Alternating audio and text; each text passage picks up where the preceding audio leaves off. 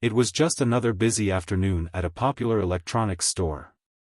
Customers came and went, employees moved around assisting buyers, and everything seemed perfectly normal. But little did one of the workers know, today was different. A man in a dark gray hoodie stepped inside. He glanced around, scanning the store. To everyone else, he was just another customer. But in reality, he was the owner of the entire business, the CEO, walking in undercover to observe how his employees treated everyday customers. What happened next left him completely stunned. Before we dive into this incredible story, make sure to hit that subscribe button and turn on notifications. We bring you real, thought-provoking stories that reveal shocking truths about the world around us. Now, back to our story, because you won't believe what this CEO uncovered. James Carter wasn't just any businessman. He had built his electronics retail chain from the ground up. Starting with a small shop in his neighborhood, he had expanded it into a nationwide franchise, providing thousands of jobs and serving millions of customers. Despite his success, James remained humble.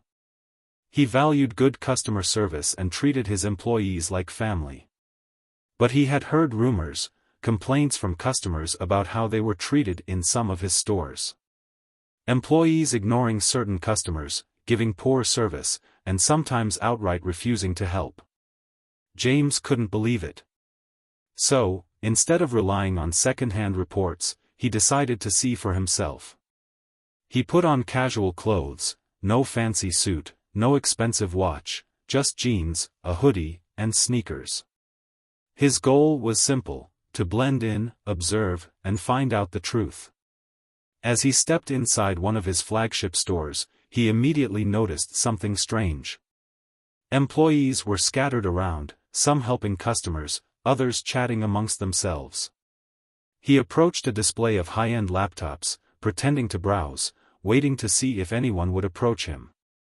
Minutes passed. Other customers walked in, and employees quickly greeted them, offering assistance. But James? No one even acknowledged him. He looked around. A woman who had entered moments after him was already being helped, shown the best products available. A young man in a suit received immediate attention. But James? Still ignored. Wanting to test the situation further, he walked up to the counter where an employee, a young man named Ryan, was leaning over, glued to his phone. James cleared his throat. "Excuse me, I was wondering if you could help me with some information about these laptops." Ryan barely looked up. His expression was one of mild irritation, as if James was interrupting something important. "Yeah, what do you need?" he mumbled. James kept his patience. "I'm looking for a laptop with high processing power for business use. Could you recommend something?"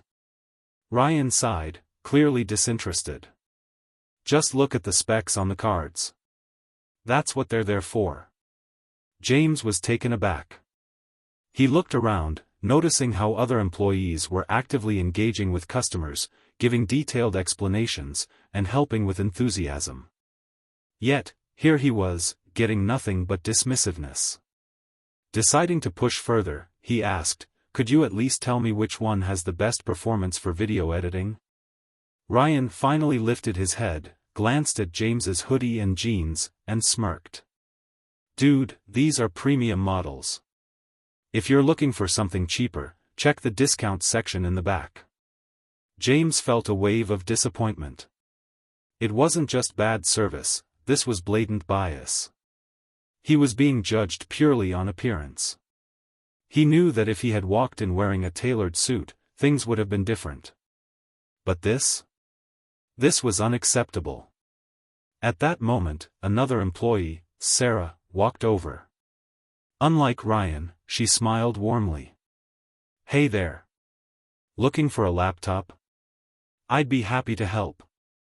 James nodded. "Actually, yes. I need something powerful for business." Sarah enthusiastically walked him through the options, explaining the features of each model, answering all his questions. James appreciated her professionalism. It was clear, some employees took their jobs seriously, while others, like Ryan, had no interest in actually helping customers. Finally, James had seen enough. He smiled at Sarah and thanked her for her help. Then, he turned to Ryan, his expression serious. "Ryan, right?" Ryan raised an eyebrow. "Yeah." James took a deep breath. "I'm James Carter. I own this store. Actually, I own this entire company." Silence. Ryan's face went pale. His eyes widened as he realized who he had been talking to. Other employees who overheard the conversation froze. James continued, his voice calm but firm. "I came here today to see how customers are treated. And what I experienced was unacceptable. Customers should never be judged based on how they look. Your job is to provide excellent service to everyone, not just those who fit some imaginary standard." Ryan stammered. I didn't mean." James cut him off. "You did. And that's the problem. We don't tolerate this kind of behavior in my company." Sarah stood there, watching, unsure of what would happen next. James turned to her. "Sarah, you represent exactly the kind of employee we need, someone who treats every customer with respect. Thank you for your professionalism." Ryan, on the other hand, was speechless. He knew he had made a terrible mistake. James finished, "We'll be having a serious discussion about this." Then, he walked out, leaving a stunned Ryan standing there, realizing that his actions had finally caught up with him. This story isn't just about one employee's mistake, it's about the power of respect and integrity in customer service. Too often, people judge others based on appearances. But true success comes from treating everyone with fairness and professionalism. You never know who you're talking to or how your actions might affect them. If you found this story eye-opening, make sure to like this video and subscribe to our channel for more incredible real-life stories. Share your thoughts in the comments. Have you ever experienced something like this? Thanks for watching, and we'll see you in the next video.